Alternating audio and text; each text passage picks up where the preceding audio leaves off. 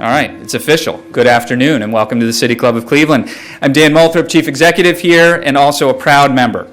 It's my pleasure to introduce today's speaker, Dustin Haisler, Chief Innovation Officer of e.Republic, an e-government publishing and research company.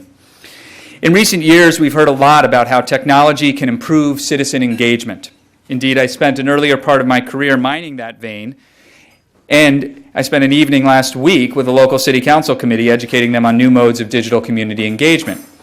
Platforms now exist that let citizens report potholes, follow previously inaccessible public meetings, contribute ideas to community development plans, and fund community projects. When it comes to disruptive technology, though, the stories we most often hear about Uber and Airbnb.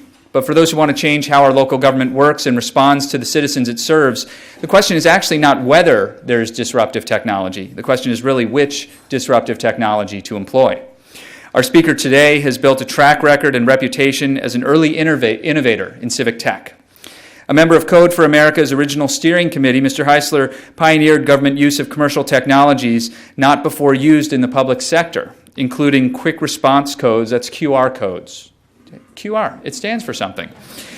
Crowdsourcing and also gamification. In 2010, while a 22-year-old chief innovation officer for Manor, Texas, he launched Manor Labs, a website that let residents submit their own ideas and vote other people's ideas up or down. The most popular suggestions went to city officials for review and possible implementation. He then joined California-based Spigot as Director of Government Innovation to help broaden the adoption of these and other civic innovations. Mr. Haisler was appointed Chief Innovation Officer of e.Republic in 2014. In this role, he helps shape the company's products, services, and future direction. Primarily, he leads e.Republic Labs, a market connector created as an ecosystem to educate, accelerate, and ultimately scale technology innovation within the public sector. Named a Government Technology Top 25 Doer, Dreamer, and Driver in 2009, Mr. Haisler's work has been featured in Wired, Fast Company, the Wall Street Journal, and the Today Show. He has also given 2 TEDx speeches, one on disrupting government at TEDx Austin, and another on disrupting education at TEDx Livermore. Ladies and gentlemen, members and friends of the City Club of Cleveland, please join me in welcoming Dustin Haisler.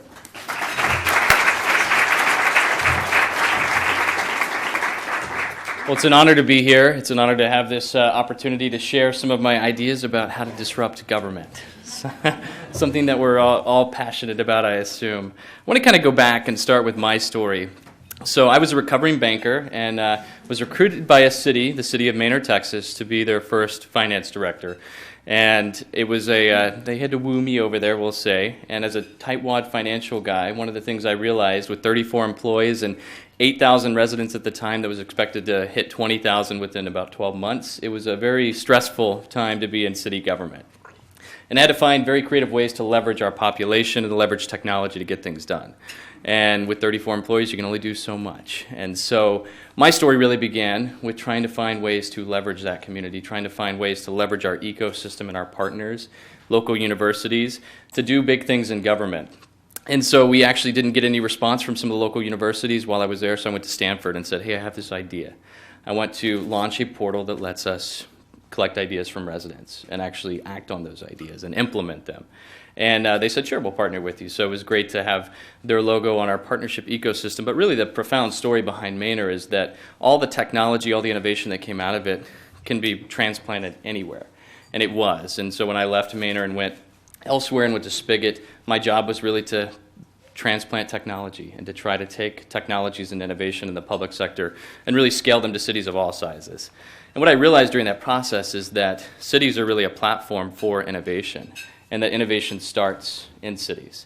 And so there's this concept of, innovation rolls downhill. Well, it doesn't roll downhill, it actually goes uphill. And just like water flows underground and does weird things, innovation rolls uphill. And cities are the basis and the starting point for that. But cities also have a significant amount of challenge. You look at city government today, we have aging infrastructure. You have many cities that are very small that are trying to keep up with all of these new transportation technologies, and they're trying to retrofit solutions onto their utility infrastructure, and there's a lot of challenge with doing that. We also have a problem with employment. We have a vast number of employees in city government that are looking at retiring. In fact, this has also been nicknamed the Silver Tsunami because we have a good portion of retirees that are looking at exiting the workforce. And another interesting stat is that by 2025, 75% of the global workforce will be made up of millennials. So then the challenge is, how do we get them to come to government? How do we recruit them and get them to stay in government? And so these are all pressing challenges. And then, of course, there's no money. There's no money in government, especially at the local level. It's very difficult. And many of the cities are still trying to recover. In fact, when you look at some of the recent stats that we pulled, only 33% of cities across the country have actually recovered to pre-recession levels. And that's pretty astonishing. So we have a growing population base. They're becoming home to all kinds of new people in our country, but we have no basis or no economics to be able to support them. And so this creates all kinds of new challenges. And that's where, just like you mentioned, we have Uber, and we have these new business models that are coming in and that are really challenging and disrupting the way the cities can keep up with these new technologies. Enter Airbnb, we have the same types of challenges. How do we regulate these new constructs in a system that was designed for hotels? Now everybody is a hotel, and everybody can share their excess capacity. One of my favorite examples is actually this site that lets you rent drones, which is another very controversial technology. But this is coming to cities as well. In fact, a number of cities that I go to now, I was in Vegas a few weeks back, and there was a few drones flying overhead. And we don't have that problem in Texas because we have shotguns. But in Vegas, that was an issue. And so drones are a new thing. And now that they've reached a point where you can rent them, it's now within the reach of anybody. And so we have new challenges with how we keep up with these types of technologies. And there's also many other disruptive technologies on that site as well. But the key is, everything you see on the screen right now, these are all companies where people have shared excess capacity, whether it's devices they own, whether it's their car, whether it's a room in their house, whatever it may be, people are finding interesting ways to monetize their excess capacity. And these are average consumers. And that's probably the single most disruptive thing that we're seeing within government right now, is that these people, we're not outsourcing labor to other markets. These are residents that are driving around and earning extra income, and then they're reinvesting that income within the local economy. But it's very difficult with how you regulate these within the existing constructs. So I want to talk a little bit about some of the fueling trends behind all of these disruptions that are happening. And so there's three fundamental trends that we've seen that are really fueling the disruption across the globe. And we'll start with the first one, hyperconnectivity. Basically what this means is when you go into a public restaurant, what's the first thing you look for? Wi-Fi. That's right, we are all walking hotspots, and Wi-Fi has connected us and has connected a number of devices. In fact, the population right now of the Earth is 7.19 billion people. I'm sure it's gone up a little bit, but there's 7.22 billion devices on this planet. So we now have more devices than people, and this has created a hyper-connected network where we all have the ability to jump online and do really interesting things. And that brings me to the next disruptive trend, critical mass. So across the world, 41% of the globe is connected to the internet. Now there's companies like Facebook and Google that are looking at bridging that divide by investing in drone companies, buying satellite companies, and looking at taking internet and bringing it to third world countries. And so that's really interesting. Closer to home, we have 87% of the United States is connected to the internet. Now we still have a gap and we still have a digital divide that we have to bridge, but we're making strides against that divide. And in fact, yesterday, I thought this was kind of timely. The White House announced that they're offering free internet to over 200,000 people in over 20 cities across the country. And Google made a similar announcement saying anyone that's in a Google Fiber city that's in public housing has access to Google Fiber for free. And so these are big strides at trying to take that digital divide and start to shrink it. And that's fueling some really interesting behavior online. And one of the single most disruptive trends that we're seeing is what people do online. This is what happens every 60 seconds online. Over 3 million Facebook likes. It's a lot of likes. We get a lot of activity happening online. But I want you to rewind 10 years ago to when the internet was just starting to creep into our homes and we were starting to use it more. If we wanted to build a website, we had to read a book this thick on how to learn HTML in 14 days. I still have that book. I never read it. But this is a big challenge that we have, and that was a big challenge at the time, is that the barrier of creating something and introducing it into the market was too great. But now look at today. People are creating things that rival anything 15 years ago in seconds. They're doing it from their phone. They can take a picture, put a nice pretty filter on it, upload it to Instagram in seconds. And that's technology that would have rivaled anything that we would have been able to create no matter how much HTML books we read. And so this is a really interesting trend, is that the barriers of creating have been removed. And I think this is the single most disruptive thing for government, is that there are no barriers. Anyone can introduce anything into the market. And what we've seen is that technology has unlocked people. So everything on the screen has been crowdfunded. For those of you not familiar with crowdfunding, basically you can take any idea, any concept, any radical thing you want to have implemented, and you can put it online to a global marketplace. And if someone likes your idea, they can invest money behind it. Pretty fascinating technology. So Kickstarter is a great example. I want you to look at the watch at the very bottom. That's a Pebble watch. And at the time, Pebble went to a bunch of banks and venture capital firms and said, hey, we want to raise some money to build this watch that connects to your phone. And they were told there was no market viability for that. This is all before the Apple Watch and everything else, right? No market viability. So then they went to a website called Kickstarter. And they said, let's raise $100,000 in 30 days, and we'll have people pledge money, $150 for a watch.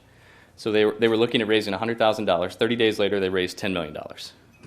People validated that there was a market need for that technology. And so they were able to leapfrog the market. It wasn't about who they knew. They were able to introduce a new technology into the market. Fast forward to today, they announced a Pebble Time watch, which is a competitor to the Apple Watch. They were looking at raising $500,000, and they raised $20 million in 30 days. So the market has validated these solutions, but they haven't been by who you know. It's been by a global network of interconnected people that have the ability to influence change in the market using their wallets. And this is very, very crazy technology. So when you look at what that's doing worldwide, we see very disruptive things like the Arab Spring, like Occupy Wall Street, and my favorite example, anybody remember this? Bank of America. Bank of America came out a few years ago and said they were going to charge $5 a month for having a debit card. And we saw how well people responded to that. They didn't respond very well. And very quickly, Bank of America went backwards and said, we heard you. We're not going to do that. And so they listened to the crowd, and they listened to the crowd's influence, and they were able to change a decision. And so this is really powerful because the technology that's unlocked people has allowed them to create new organizational structures online. In something called emergence, people can self-organize on the internet. Whether it's on Facebook or whether it's on Instagram, even if the platform doesn't have the ability to form groups, MIT has done research to prove that people still form hierarchical structures online. And they use those structures to influence change within the market. And they're able to influence business decisions. They're able to do all kinds of very disruptive actions. But now, a lot of their sites are set on government because government is a big focus area for many of the new workers that are coming in. So when you look at how change was done in government in the past, the community would try to introduce new concepts, try to influence change from the outside, but most of it was deflected, and only a little bit would make it through that grain. You fast forward to today, and we have a very different landscape, where change is rapidly coming into government, whether government actually embraces it or not. People are able to influence change in their communities using disruptive technology outside of the regulatory controls of government. So think about Uber and Airbnb and some of these other examples that I'll show you. So now I want to talk a little bit about what people are building with this technology. The first one, Odesk, which is now Upwork. People are building new ways to work. Right now, 53 million Americans freelance online. That's 34% of our working class. 53 million Americans. That's a lot of people that are freelancing online. And basically what that means is they're 1099 employees. They've gone to a website. They've said, I'm really good at marketing. I'm really good at these activities. And businesses have met them and hired them to do those very specialized actions. We have distributed work. It's kind of like eBay for jobs, right? So people can go. They can get work done that way. Businesses can go and have logos designed very cheaply. But this is also changing the way that millennials look to the labor market in the future as well. Because that 53 million American stat is going to go to 74 million Americans within the next 5 years. That's 50% of the workforce. And that's a staggering statistic. And so when we look at the future of work and at these new models of work that are embracing technology, the future is distributed, it's decentralized, and workers are engaged. Meaning that your best employees in the public sector may not actually work for you. They may be contractors. They may fall into a model similar to Uber for employment, where they're able to do highly specialized tasks for you, and they're able to do it very cheaply. And the government is able to save money, but they're highly engaged because they're doing something they're passionate about. It's a mutually beneficial transaction. Very, very controversial, but it's something that we're starting to see on the consumer side that's also working its way into government. Especially back to when I was in Manor and I had 34 employees, a model like this would have been the only way that I could have procured labor outside of going to my citizen base. And so these models are going to be very disruptive for government in the future. They're finding new ways to diffuse innovation in the market. So this is Kickstarter. So basically, the way that we create and adopt technology in the market has changed. It used to require hundreds of millions of dollars of R&D, and now we can leapfrog that by introducing an idea or concept online. Anyone can do it, and you introduce a market change. You introduce a technology that has the potential to disrupt a market segment, and it's led by the edge of the network. It's led by anyone within the network. It doesn't matter who you know or what your role is. You can introduce something that creates change. Now, when you look at the implications of that on government, there's a site called Citizen Investor that lets you take civic projects and put them online and crowdfund them. So let's say you go to a planning and zoning meeting and you want to put a playground into your neighborhood, and they say, no, we're not going to let you do that. Well, now you can go to a website and you can say, let's put a playground in my neighborhood, and you can crowdfund it with all your neighbors, and you can do it yourself. And so we're starting to see the implications on land use change by technology online as people are crowdfunding improvements that they want. I have not seen anyone put in a water line yet, but I have seen dog parks and playgrounds and other technologies that have been done through this. Now let's talk about something a little bit closer to home that is a very deep passion of mine, and that's a new type of company. So one of the most staggering things that we've seen in our research at e.Republic is that we have a new breed of startups that are targeting the public sector. We call them GovTech startups. These are startups that are solely focused on doing business with government or taking the place of government. And so this is an example of one. This is called Bridge. This is a pop-up mass transit system. So think of Uber for city buses. And this is a real startup that's live in select markets now, where they basically displace city buses and have a more efficient routing system using the logistics of kind of an Uber backend. Very, very popular technology, very disruptive, and they're operating in a similar construct to Uber.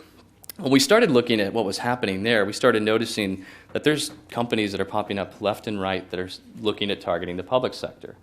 And they're doing it in civic tech, which is, I want to report a pothole, I want to go out and find ways that I can submit ideas for my government agency. They're doing it in administration. They're building ERPs for government. They're building financial systems for government. They're doing it in smart infrastructure. They're building IoT sensors for roadways, so they're finding intelligent ways to bring a layer of data on top of the built environment. And then they're also doing it from a transactional standpoint with service delivery. So there's a number of companies that are actually taking service delivery and offering that as a service to government agencies as well. So really fascinating. Some of the companies are on the screen right here, and there's a full list online that you can see as well. But this market is really booming.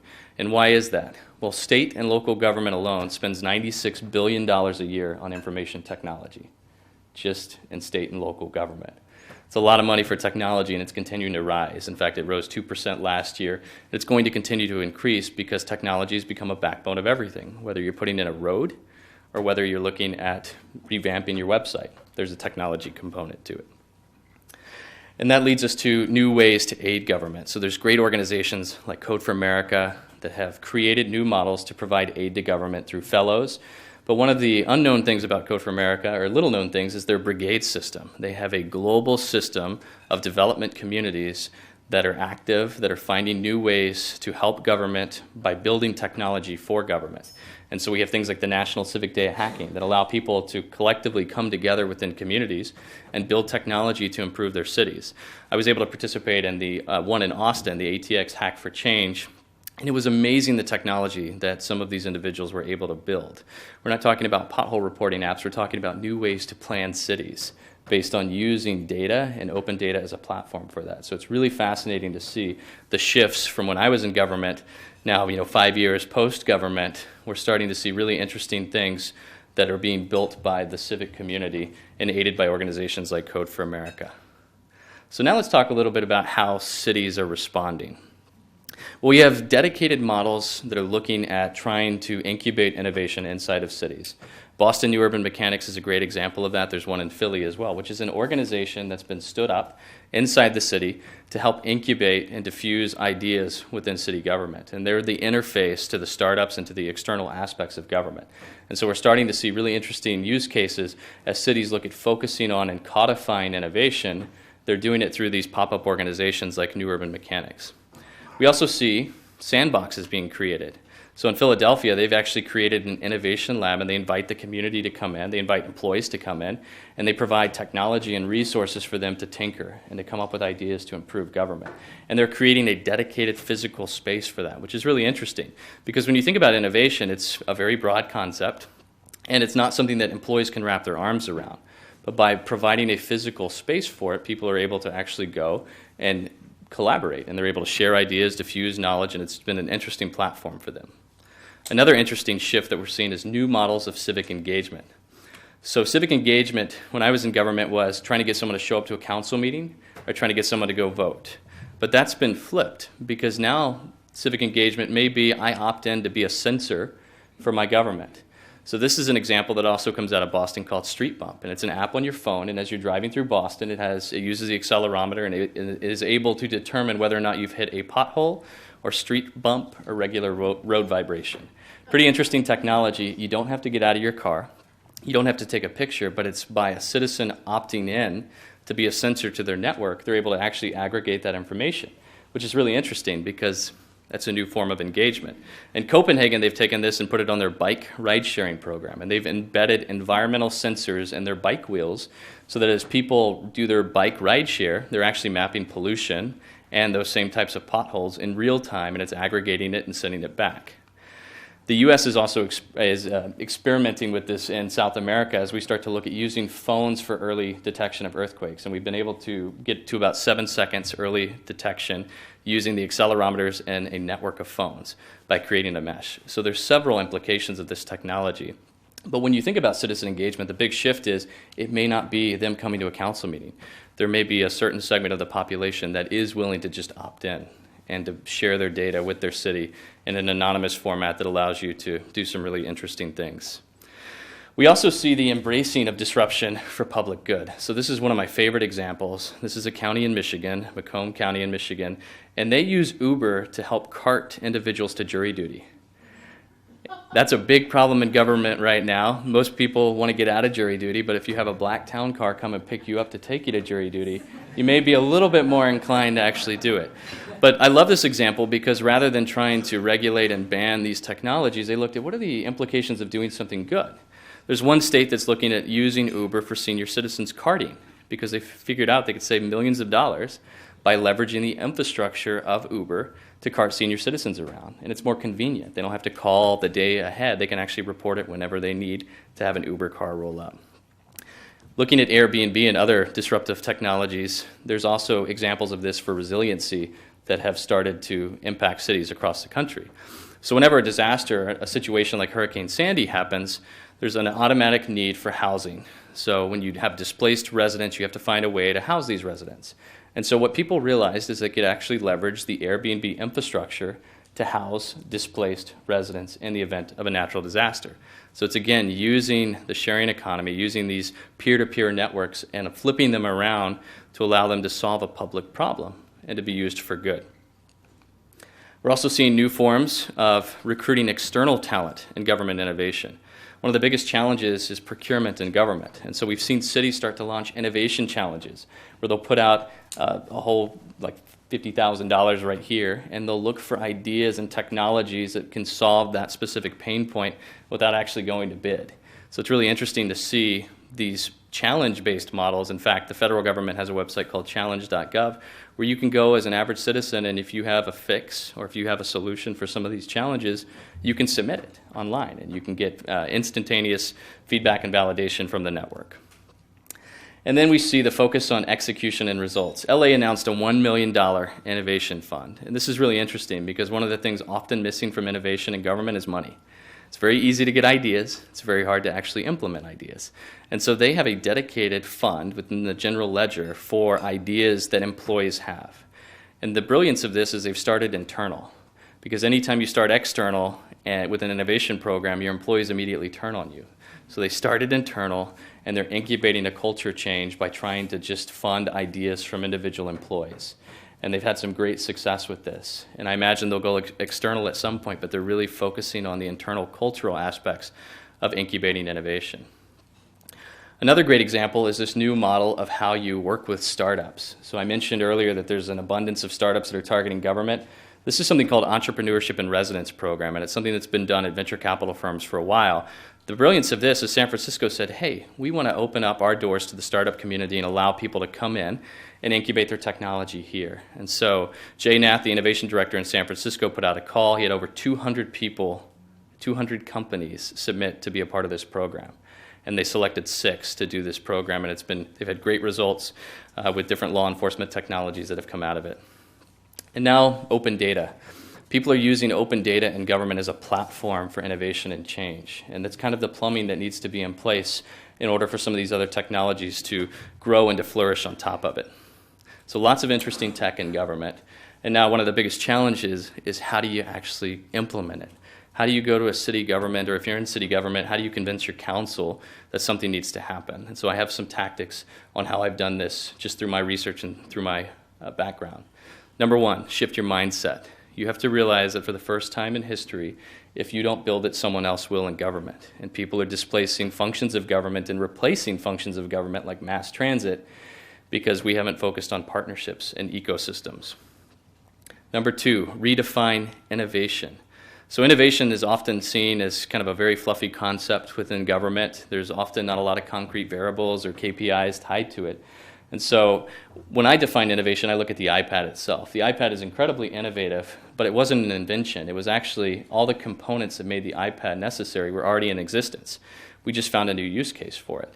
They basically took the iPhone, repackaged it in a larger format, and that became a very disruptive innovation for the market.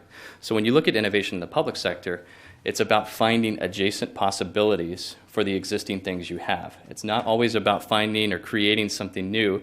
It's about taking components that you already have, the people you have, the ecosystem you have, and finding new use cases for it that can be highly disruptive. Number 3, connect with your ecosystem. I can't stress that enough. You have to leverage the partnerships that are within your communities, whether academia, small business, anybody that is passionate about civic change. They're your advocates, and they're your stakeholders for doing it. And the one lesson that I learned in Manor is the stakeholder lesson, and that's the importance of tying and codifying those relationships and building that structure up front rather than trying to do that at the back end. Experiment like you invest. So many times innovation in government is people avoid it because it's too risky. But if we experimented and innovated like we invest, it would be very different. We wouldn't put everything on one project. We'd actually diversify our experiments in our portfolio. And so this is another tactic that many cities that are starting to experiment with innovation are using. They diversify. They have quick wins, and then they have bigger projects that are a little bit more audacious in nature. Measure and adapt publicly. You have to have a basis of measuring and showing the public what you're doing. And that's where open data comes in, and you can really use that platform as a way to show transparency with these innovations. And if you show your adaptations publicly, you'll also get the public's buy-in to that. It's okay to fail in the public sector as long as you say why, and as long as you explain what you did, and as long as you are looking at it from an investment portfolio standpoint. I'm a finance guy, so I have to use these terms. And you're actually monitoring what the failures are before they actually become catastrophic in nature. Number 5, don't be afraid to do big things. Regardless of where you're at in government, even if you're not in government, everybody is capable of introducing something that can change the world. And so it doesn't matter how big your city is or how much political capital you have there. We all have the ability to influence change and to do big things. And I want to leave you with these 2 squares. You may not even see the second square on there. The big square represents 200 billion man-hours that U.S. adults over the age of 18 spend every year watching TV. The little square that looks like a period to the big square is 100 million man-hours, and that's how much time it took to create Wikipedia. So we have, as Clay Shirky says, an abundance of cognitive surplus, of capacity to do big things in the public sector. And sometimes that just means reprioritizing what we do, maybe losing a little bit of the arrested development, and focusing on different things that we can do to drive value in the public sector. But we have an incredible opportunity to build game-changing, societal-changing models of innovation. And if you're in a city of 8,000 people, or if you're in a city of 8 million people, you all have the ability to implement incredible amounts of change. And with that, we'll open up for some questions. Well done. I like to play Shirky. Today we are enjoying a timely forum featuring Dustin Haisler, Chief Innovation Officer at e.Republic. I say timely because you may have seen the piece in Cleveland.com yesterday about the possibility of regulating Uber in the city of Cleveland. We encourage you to organize your questions for our speaker now, and remind you that your questions should be brief and to the point. If you are joining us via our live web stream on the web and you have a question, please tweet it at the City Club. Be sure to tune into our Friday forums via our primary media partner, 90.3 WCPN, WVIZ PBS, 104.9 WCLV Idea Stream, or one of the many other radio stations across the region and country that carry City Club programs. Television, radio, and web distribution of the City Club are made possible by Cleveland State University and PNC. A special welcome to our viewers on C-SPAN, which is covering today's program. Be sure to join us on Tuesday, August 11th, as we welcome Ohio Treasurer Josh Mandel for a conversation on government transparency in the 21st century. For more information about that program or any of our upcoming or past forums, please visit us online at cityclub.org. Our community partner for today's program is OpenNEO. OpenNEO helps cities make publicly available data actually accessible to citizens. We thank you very much for your support. We also welcome guests at tables hosted by the Federal Reserve Bank of Cleveland, Lake Ridge Academy, and St. Luke's Foundation. We thank you all for your support. Now it's time to return to Mr. Haisler for our traditional City Club Q&A. We welcome questions from everyone, including guests. Holding our microphones today are our Director of Programming, Stephanie Jansky, and City Club member, Elizabeth Falco. First question. Dustin, this is fascinating information. Recently, I heard and read an article by the gentleman who made the K-Cup for coffee. Great idea, individualized coffee cups, coffee in the morning. But he recently came back and said, I regret having made the K-Cup because now there is a critical mass of the K-Cups in our landfills. Great idea, unintended consequences. So as you think about the shifts in disruptive technology, any unintended consequences that you envision or downside that you might expect? That's a great question. I think there's definitely, as with any technology, unintended consequences, and I think the biggest thing right now with some of the disruptive technologies is going to be with jobs. As many of these infrastructures that are put in place, even like the car driving systems like Uber, will eventually and inevitably be disrupted by self-driving technologies. And so we have to look at the long-term aspects of some of the jobs associated with this and put assurances in place that employees will be dealt with accordingly. But I think that you're exactly right in kind of the whole K-Cup analogy, that it's important to look at that and important to think that far ahead. And so anytime a government agency is looking at embracing some type of technology, or even in the case of Uber with the regulation aspects, it's important to look outside of just the next year. It's important to look at the long-term implications of that technology.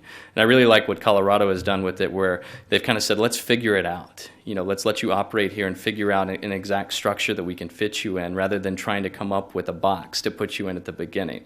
And I think that we'll have to look at that as well when it comes to some of these new technologies. But it's definitely, they're all going to have a double-edged sword. In any of your works with government, have you done any projects pertaining to immigration? I have not directly done any work related to immigration, but it's an important part of city government, and it's an important place that they can play within that, because I think that a lot of the diffusion of new ideas will come from that model as well. And I think that it's really important to put in place different regulatory structures that make it an incentive for people to come. Hi, my name is Ben Clark. I'm a professor here at Cleveland State University, and your presentation pretty much encapsulates all the research that I'm working on. Not so much, excuse me, the actual implementation, but kind of studying it on the back end. Mm-hmm. And some of the things that I'm seeing, particularly in Cleveland, is that we have an administration that's completely, or mostly, almost completely, adverse to implementing anything like this. I've had discussions with people in the mayor's office about it, and it just seems like we do things the way we do things, and we're not going to allow these things to happen. We're not going to allow the open data. We're not going to allow for the apps. We're not, they have a 311 system here in Cleveland, FYI, everybody, which allows you to call 311 and, get your problem solved, but they don't tell anybody about it. They have a website. They don't tell anybody about it. It doesn't work very well. And so I guess from your perspective, how can we overcome some of the political challenges that I'm seeing definitely here in Cleveland that other cities don't have? That's a great question. That's my favorite question. With dealing with, that's why I'm in private sector, because it's much easier to tell them. I think part of what the approach has to be the inevitability of disruption if they fail to act. And I think the great example you can point to is what happens when you try to ban or restrict some of these things. Like even with the Uber decision that's coming up, we can look to many other cities that have done that and the chaos that it's created there and what the economic impact has had. I mean, even looking to France and the response for the Uber app after the government cracked down on it and made it the second most popular app in the country. So I think that there's different examples that we can point to. I always talk about, it no longer matters what government wants to do because people now have the ability to influence change themselves, and they're doing that. So I think pointing to that research and also pointing to the social norms of other agencies that are doing it is incredibly helpful to show that there are other agencies across the country that have launched open data portals, and here is the economic impact it's had. And this is why we really need to look at it, because it provides a layer or foundation for people to build on top of. And it's almost like, why aren't we doing it? Like 311 example, it has to be, you have to equate technology to a core business value for elected officials in order for them to want to, pull the trigger on it. It has to be something mission critical. So I think the challenge to all of us and to the community is how do you make technology, especially engagement technology, mission critical? And how do you paint the business value associated with it? And so I always show the flip side. What happens if you don't do it?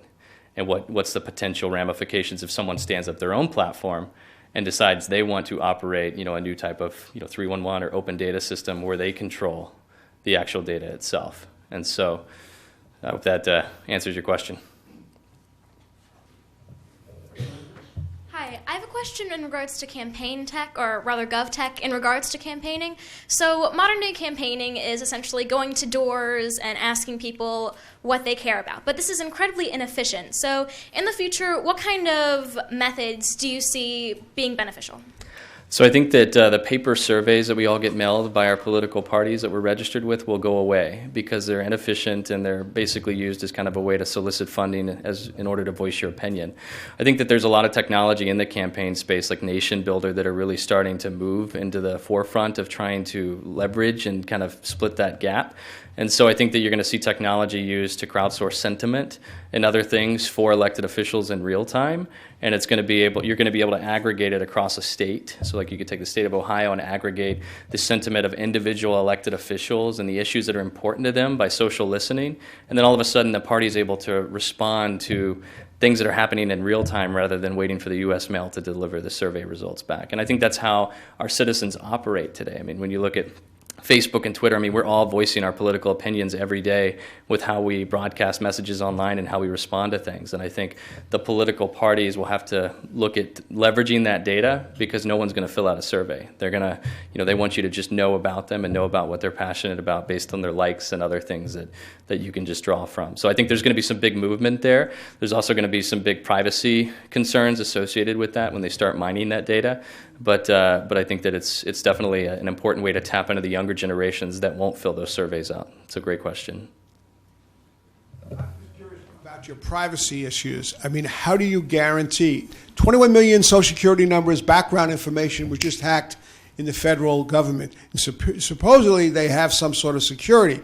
What you're talking about is a complete open society with no security except the folks around it as security. Well, who are the folks around it?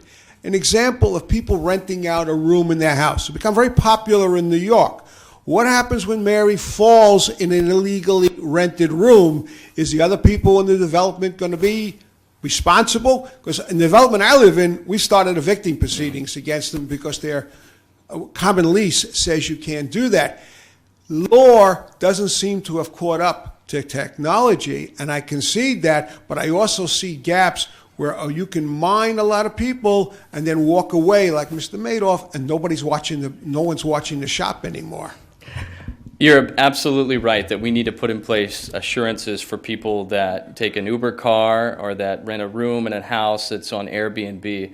And I think that's one of the big points that cities are trying to regulate is to have those assurances on top of whatever the individual owner may have on their property. That helps, cover any type of, like if Mary falls, it helps cover that particular incident. I think from a global perspective, privacy is going to change as well. So when you look at privacy today, it's case by case. Every platform has their own set of privacy. Federal government has, like with the social security numbers that were stolen, they have their own cybersecurity defenses and other things. When you're on Facebook, you have your own set of privacy settings. So I think that we're going to see some really interesting shifts in technology. And I've actually done some research with a buddy of mine, Daniel Charbonneau, on this, and we're going to see the rise of what we call identity data providers, which are third-party clearinghouses for your data. And so the benefit being is it puts you in control of your data. And so today, if you share something on Facebook, Facebook owns your data. Tomorrow, if you share something and you go through an IDP, then the actual data will be owned by you and you only provide a link to Facebook. So you can control the privacy from a global standpoint. The data may belong to me, but with the means of hacking today, that's not a reality. You're exactly right, and I think there was a popular FireEye CEO that said 97% of businesses have experienced a breach, not will experience a breach. So I think that that's where we're going to have to look to things like the blockchain, which is the underlying technology of Bitcoin, which is a cryptocurrency initiative. There's some really interesting work that's being done by Brian Ford at MIT on the blockchain, and I think we'll see some really interesting applications of that when you start to build security into identity management on that platform. Good afternoon, Dustin, and thanks a lot for coming to Cleveland. So I want to go back to the first part of your presentation where you said two things that really had an impact on approach to making things happen. The first one is that you were in a small town in Manor, Texas, and that you would approach individuals locally. And you didn't get the support that you wanted in order to launch, and so you went to the coast, and Stanford said, yes, we'll do it. So there's a two-part question. The first one is, how much does geography matter on the ability to change things civically? Are things more acceptable on the coast and slow to change in the Midwest? Or are people more embracing of things based on city size? Things are smaller and more kind of agile, or large cities have more resources and they get things done. So how much does geography matter towards getting things happen? And then the mindset behind the individuals. Was it your private sector background that influenced the ability to try and change things? Or have you encountered public officials who they know how the public sector operates and therefore know how to make incremental change happen? So I want to know geography, how much does that matter? And then experience, how much does that matter? Absolutely, great question. So from a geography standpoint, if you're small, it's very hard to get people to take you seriously. But if you're small, it's actually a competitive advantage for universities and academia because you're a great petri dish. You're a great test bed where it's much harder to get a sample size in a big city. So on the small standpoint, it is a lot harder to influence change, but a lot of times you have all the ingredients for making innovation happen. When you look, at the private sector, it's like what makes a startup innovative? It's a lack of funding. It's the fact that, they have to take risk or they don't get paid, right? Those are all ingredients of innovation because there's a finite roadway that they have to go down. And so I think that, in government, it's looking at it from that same lens that, these are all competitive ingredients that really help us to become innovative. And so I think at the local level, even at the larger levels, we had a policy where we didn't actually finance technology. And that was a really tough pill to swallow because that was really the only lifeline that we had. But when we put in place that policy, it really forced us to think outside the box and to really look to our ecosystems to try to influence that change. From a mindset perspective, it is, I think it's really embracing the constraints that you have and also seeing that government has the opportunity to be incredibly innovative and to lead and to be bleeding edge. And I think that we often kind of don't see that as our role or capacity within the public sector. But I think that when you look at the moonshots, even what happened with NASA and the Pluto flyby, those are things that inspire people. And whether you're a small city or a large city, you all have the capability of doing that. So the message I always have for agencies that are kind of on the fence with that is that you can work at this agency for 30 years and be mediocre and do everything the same way, or you can actually push the envelope and don't wait for the private sector to innovate for you, but actually lead some of it here and be an active participant in that. No problem. Hi. I've heard that in cities that have Google Fiber, other internet providers have suddenly been able to offer faster internet at lower prices.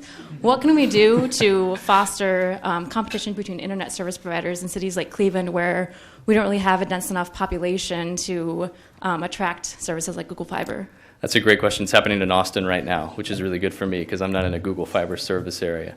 But I think as it relates to Cleveland and some of the other cities that I've worked with, it's making technology infrastructure itself something that you can incentivize for developers. So when you look at utility infrastructure, what most people don't realize is when developments come in and someone puts in a big shopping mall or something else, typically the city will offer incentives for them to oversize infrastructure in growth areas. And it's a way that they can basically pay back developers over time for building infrastructure to serve future growth. And I think technology should be lumped into that. And when you start to incentivize developers to put fiber to the curb or fiber to the home in these new subdivisions, then the city takes an active role saying, we're going to provide tax incentives or abatements for you to oversize infrastructure because this is a big focus area for us. We do it with water, we do it with wastewater, why not do it with technology and fiber? And so I think the answer is really looking at incentivizing technology infrastructure at the city level. About 15 years ago, the media outlets here in Cleveland did an amazing piece on regionalism. I think the City Club came together with the Plain Dealer, came together with IdeaStream. It was amazing. It was, insightful, and it showed that we're basically paying for between 300% or 1,000% more for redundant services in our county than necessary. Since then, little or nothing has happened. How do we get the government officials, off the mark and get to work on something like this? It's a great question. So I love strategic plans.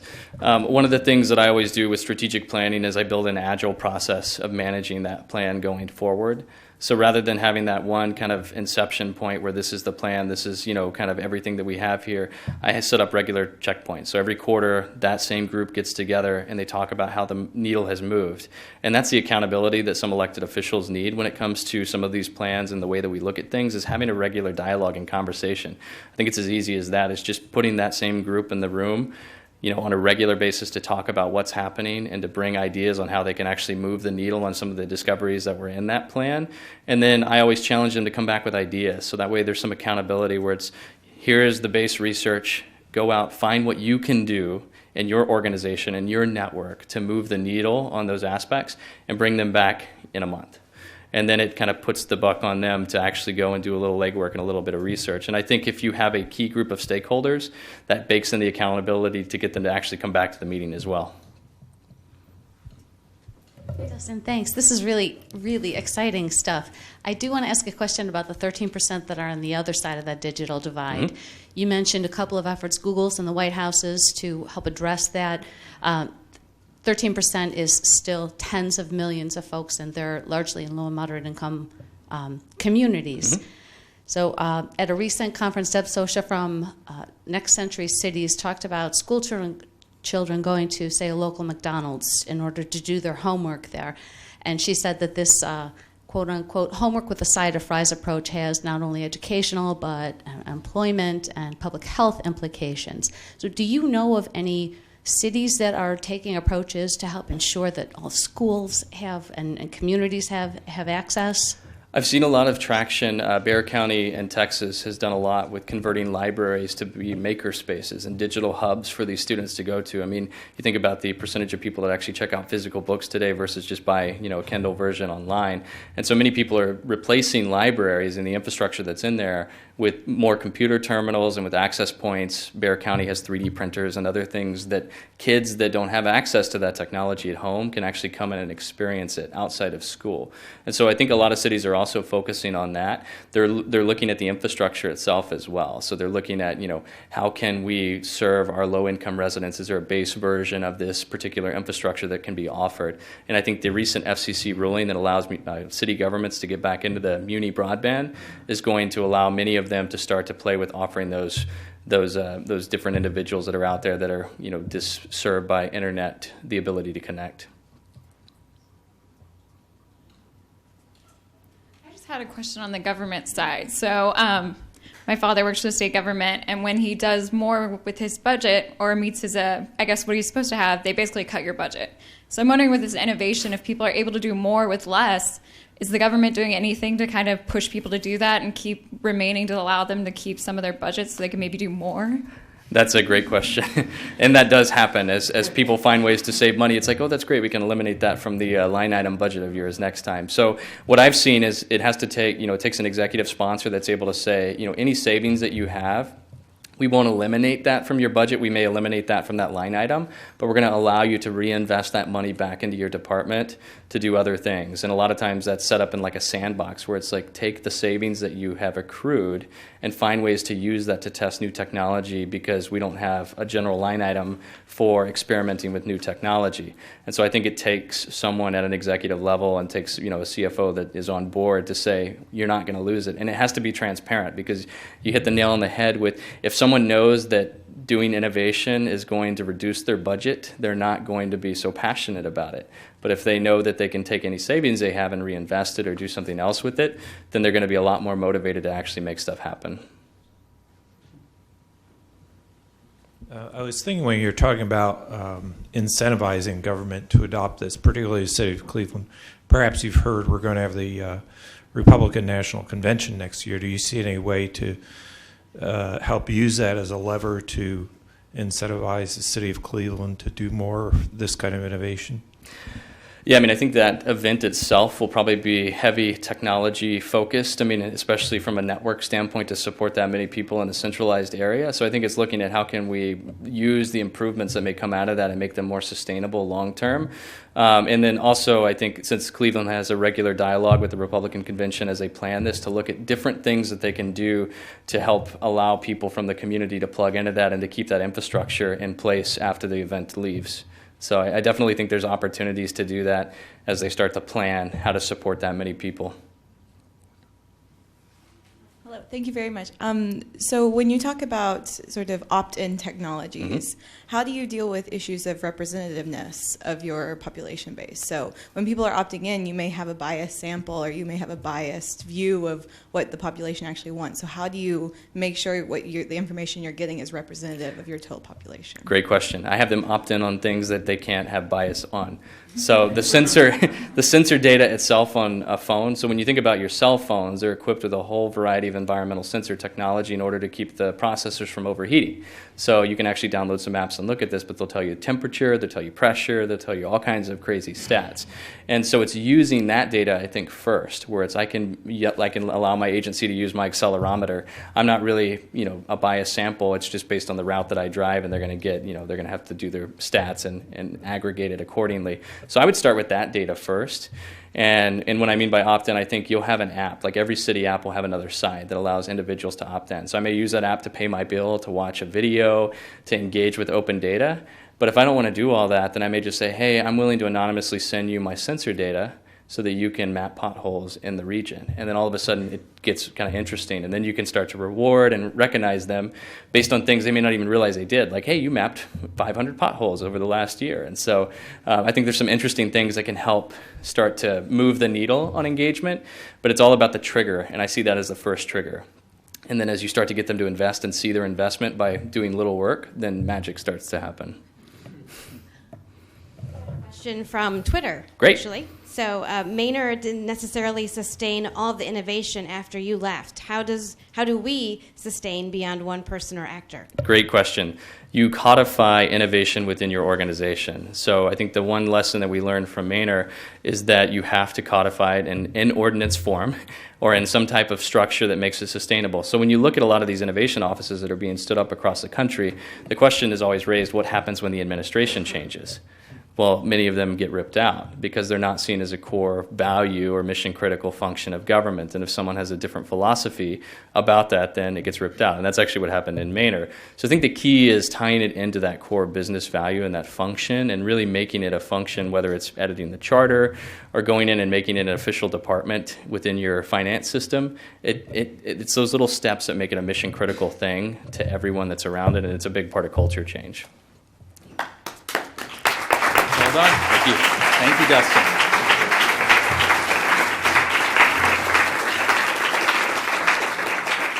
Today at the City Club of Cleveland, we've been enjoying a forum featuring Dustin Haisler, Chief Innovation Officer at e.Republic. If you would like to share this forum with, say, an elected official you love, we'll have it up on YouTube by the end of the day. Thank you very much, Dustin. Ladies and gentlemen, thank you very much. Our forum is now adjourned.